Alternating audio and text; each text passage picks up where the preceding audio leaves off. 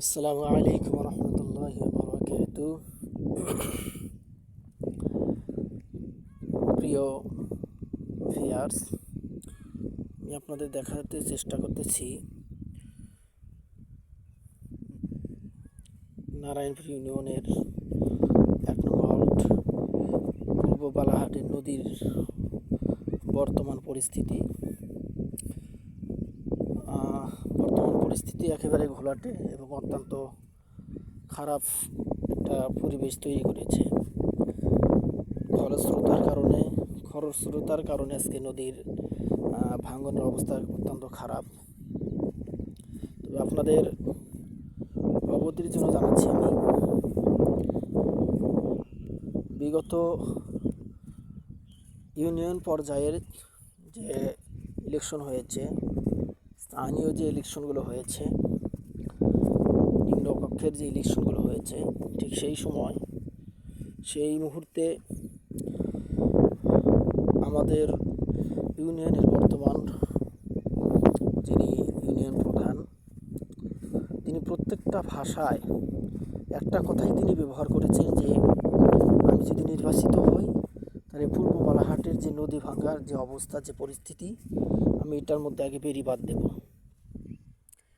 আমাদের প্রধান কাজ হচ্ছে এই বেড়িবাঁধ দিয়ে আমার সর্বপ্রথম কাজ আমি শুরু করব। আর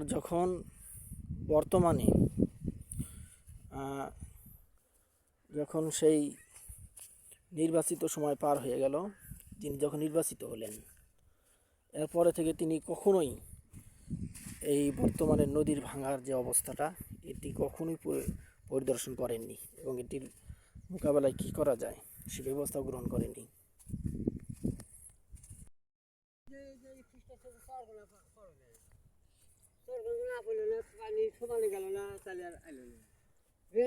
বড় বড় চাপ আমি বড় বড় চাপ করে করছি। এরকম ভাবে প্রতিক্ষণই ভাঙেই। হ্যাঁ, সবসময় ভাঙে। আমি ইয়ে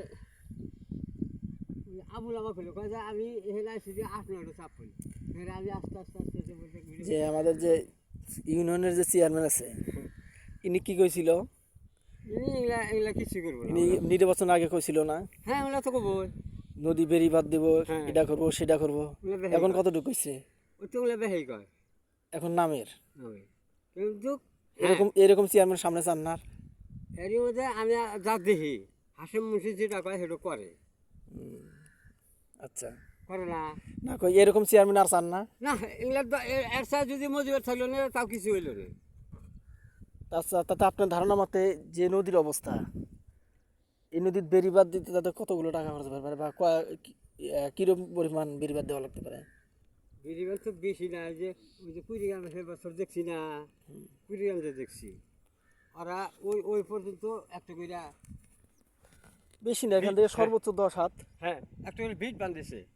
ভিট বাঁধিলেও হয়, অথবা ওই যে বাঁশ আছে না, হ্যাঁ, আমান বাঁশগুলো ওর সাথে 2-4টা করে বাঁশ বাঁধিয়ে দিলে, কুস্তির আটকা দিলে কিন্তু মোটামুটি ধারটা ওই দিকে চলে যায়। আর আটকান লাগবো, ওই কত বস্তা ফেলানো গেছে। হালকা কিছু করে বস্তা ফাঁকে না গেল না। তবে এই নদীতে ফাঁকে না কোনো ব্যাপার না। না, আল্লাহর রহমতে এই নদী ফাঁকে খুব সহজভাবে নেওয়া যাবে, কিন্তু আসলে করবো না, সেই পরিস্থিতি আমাদের নাই।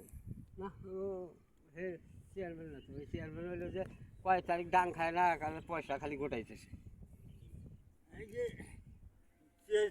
চেয়ারম্যান কি মেম্বার কি যে দেখবে যে সর্বহারা হয়ে গেছে 4-5 বার, কিন্তু তাকে ভোট দেয় না। হ্যাঁ, তোমার কথা ঠিক। আজ তুললে যদি খালি ওরা ভরে একবার, হ্যাঁ, মানুষ ওই সাইকেল নিয়ে যাবো না, তোমার 10-এর সাইড দেয় মনে তুই উঠে দিলে দিই। ও তো তাই। আজ কয়বার করে হাঁটতেছে। এর মানে আপনাদের পূর্ব অভিজ্ঞতা এটা, হ্যাঁ, তাই না? এটা ঠিক, অভিজ্ঞতা থেকে কইতেছেন। এই মজিবার হলি নাহলে কিছু একটু চিকেন দিল। আমার সবচেয়ে বেশি এটা মনে পড়ে যে আমি নিজেও ওনার যে মানে নির্বাচনী যে প্রশ্ন আছে এটার কাজ করছিলাম। আমার গাড়ি নিয়ে, হ্যাঁ, আমার গাড়ি নিয়ে যে গেছি ওনাদের কাছ থেকে 1 লিটার তেল পর্যন্ত কোনোদিন নেই নাই। আর আমি আমার একটা যে মাদ্রাসা করছিলাম, যে সেই বিষয়ে অনেক প্রতিষ্ঠাতা রাখছিলাম, আর উনি এমন কিছু কথা ব্যবহার করছে যেটা মূর্খ মানুষের চেয়ে নিকৃষ্ট কথা। চিন্তা করো না। অথচ উনি কি করছে যে ওনার কথা ছিল একটাই যে আমি যদি ক্ষমতা যাই আমার সবার চেয়ে আগে যে কাজগুলো হবে সেটা হচ্ছে কি মসজিদ মাদ্রাসা স্কুল প্রতিষ্ঠানের শিক্ষার উন্নয়ন করা, নদী ভাঙার যে পরিস্থিতি এই জায়গাগুলোর মধ্যে বেড়িবাঁধ দেওয়া। আলহামদুলিল্লাহ একটাও করে নাই। আসলে যারা দুনিয়াবি যারা রাজনীতি করে তারা দুনিয়া নিয়েই রাজনীতি করে, তাদের মিথ্যা কথা কইতে আবু জেলের মতো কথা কইতে তাদের বাজে না, কত তো ভালো হয় না জানে। মনে করো না, খাড়াং খাড়াং কথা। হ্যাঁ, কথা ভালো হয় না জানে। এই 9 নম্বরে গেছিলাম, এই 8 থেকে উঠে ঘুরা ওই গাড়ি দেখারে 9 নম্বর গেছিলাম। আর ইয়ে আর ও তো আগের চেয়ারম্যান মিছিলাম যাই না, মন নইলে যাক মনে হয় তাক দিয়ে আসি। তাতে দেখি যে হাসে মুসি মানুষের নুস চাকর আর ফুস চাকর, ও যেটা করে যে এই কাম করবো আমি সেটা করে। হ্যাঁ, হাসিনা মুন্সির মতন সঙ্গে আসলে হানিফ বা হাজি ওই আগের হাসিনা মুন্সি। তবে সামনে যদি নির্বাচনে ইসলামী দল থেকে যদি কোনো প্রার্থী দেয় ভোট দেবেন না তাক? আমরা তো আছি ইনশাআল্লাহ। আমরা তো তবে আলহামদুলিল্লাহ আশা করা যায় যে সামনে ইউনিয়ন পর্যায়ের যে নির্বাচনগুলো হবে সেগুলোতেও ইনশাআল্লাহ বাংলাদেশ জামাত ইসলামের পক্ষ থেকে সবাই প্রার্থী দেওয়া হবে। দেও আমরা চিন্তা ভাবনা করছি। তো আলহামদুলিল্লাহ প্রিয় ভিউয়ার্স, আমরা ইতিমধ্যেই দুজন মানুষের মুখ থেকে কিছু কথাও শুনলাম। তো আসলে যারা দুনিয়াবি রাজনীতি করে তাদের পরিস্থিতি হচ্ছে এটাই, বলার কিছু নাই। আমরা ইনশাল্লাহ ইসলামের পক্ষে যারা দেশটাকে সাজাতে চায় আমরা তাদেরকেই নির্বাচিত করবো ইনশাল্লাহ। আর সবার কাছে দোয়া কামনা করছি আমাদের এই পূর্ব বালাহাট গঙ্গাধার নদীর যে পরিস্থিতি, আল্লাহর কাছে দোয়া করবেন সবাই যে এখান থেকে যেন আল্লাহ রাব্বুল আলামিন সবাইকে পরিত্রাণ দেয় এবং এই খরস্রোতা এবং নদীর এই যে ভাঙা অবস্থা এটি যেন আমরা অবশ্যই আল্লাহর কাছ থেকে যেন আমরা পানা চেয়ে এই নদী ভাঙা থেকে যেন মুক্তি পেতে পারি। আপনাদের একটা দেখাচ্ছে একটা দৃশ্য, দেখেন কত বড়োভাবে একটা চাপ, কত বড়োভাবে অনেক দূর পর্যন্ত ফেটে গিয়েছে।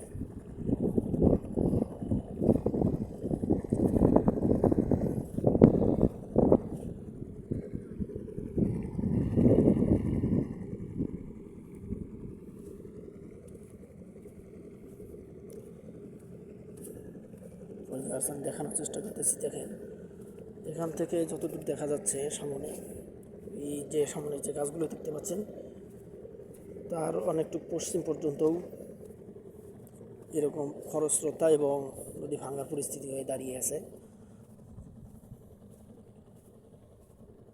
পরিস্থিতি মোকাবেলায় আমাদের আসলে কোনো পদক্ষেপ নেই। আল্লাহ তো অনেক কিছু মানুষকে শিক্ষা দিয়েছেন যেখান থেকে আমরা এই পরিস্থিতি কিছুটা হলেও রেহাই পেতে পারতাম।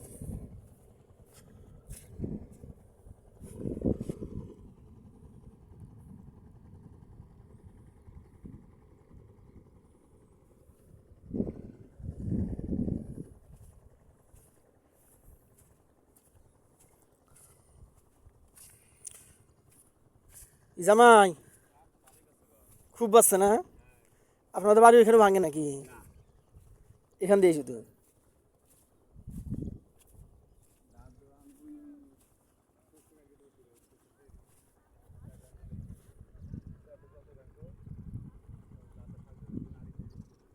আর এটাই যে এইদিকে আসছে তো এই কারণে আরো পরিস্থিতি গোলা রয়েছে বেশি।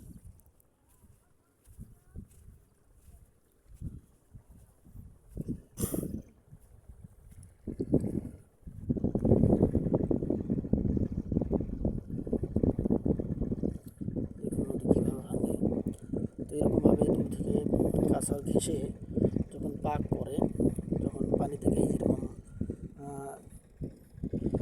বরখা কাটে ঠিক তখন এইভাবে নদী ভাঙা শুরু করে দেয়।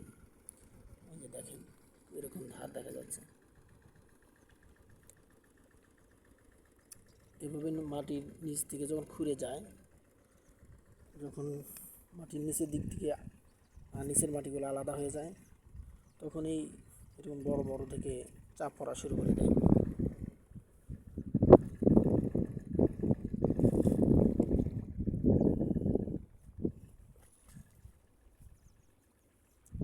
পুরাটাই একই অবস্থা।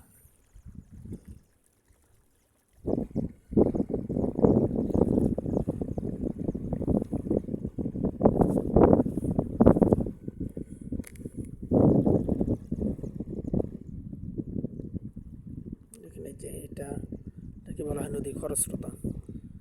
ওই যে সামনে ছোট একটা দাঁড় দেখতেছেন পানির, ওখানেও কিন্তু পানি আছে। তো তথাপি ওই জায়গাটা কাছাড়ের দিকে যত ধেয়ে আসবে, ভেসে আসবে, নদীর ভাঙনের পরিস্থিতিটা ততই বাড়বে। অর্থাৎ এটা যদি প্রশস্ত হয়, যেটাকে আমাদের এখানকার ভাষায় বলা হয় আড়ি, চরের একটা আড়ি বলা হয়, এই আড়িটা যতই এদিকে ঘেসে আসবে ততই নদীর পরিস্থিতি ঘোলাটে হবে এবং খারাপ হবে, আর তত বেশি ভাঙা শুরু করবে। এই দেখা যাচ্ছে, দেখেন এই যে মাঝখানে একটা দাঁড়ি দেখা যাচ্ছে নদীর, এই দাঁড়টাকে আড়ি বলা হয়। অর্থাৎ ওই চরটা কাছাড়ের দিকে যত চাপবে, যত ঘেসে আসবে, ততই এখানে পরিস্থিতি খারাপ হবে এবং নদী ভাঙতে শুরু করবে, তত বেশি নদী ভাঙবে। তো যাই হোক, আজকের নিউজ এতটুকুনি, আজকের সর্বশেষ পরিস্থিতি এটাই। পরবর্তী অন্য কোনো দিন, অন্য কোনো সময় ইনশাল্লাহ আপনাদেরকে আপনাদের ভালোবাসায় মুগ্ধ হয়ে আপনাদের সাথেই থাকবো। আপনারা ততক্ষণ আমার এই চ্যানেলের সঙ্গেই যুক্ত থাকুন এবং এরকম নতুন নতুন নিউজ পেতে আমার ফেসবুক পেজটি ফলো করে নিন, ইউটিউব চ্যানেলটি সাবস্ক্রাইব করে সঙ্গে থাকুন। আসসালামু আলাইকুম।